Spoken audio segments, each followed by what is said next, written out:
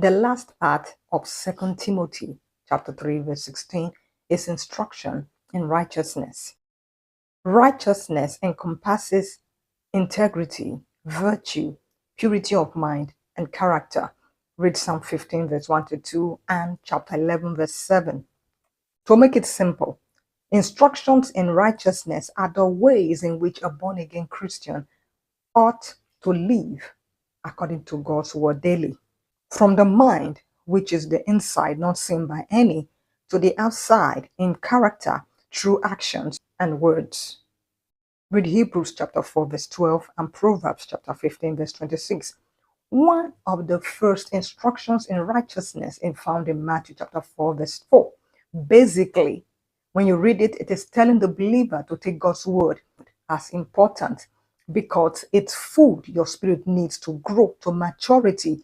And to do this, you need to engage in what Joshua chapter 1 verse 8 says, and therefore proceed to Romans chapter 12 verse 2, which brings us to the next instruction in righteousness, Romans chapter 12 verse 1. How do you present your body a living sacrifice?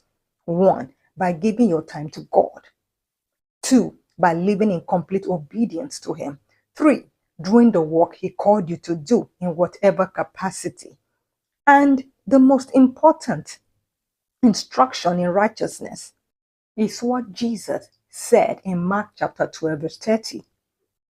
And thou shalt love the Lord thy God with all thy heart and with all thy soul and with all thy might and with all thy strength. This is the first commandment, followed by the second in the next verse. And the second is like, namely this, thou shalt love thy neighbor as thyself. There is none other commandment greater than these. The next instruction in righteousness is to seek God's kingdom and its righteousness first. Matthew chapter 6 verse 33. Can you name any others? Drop your comments if you can name any.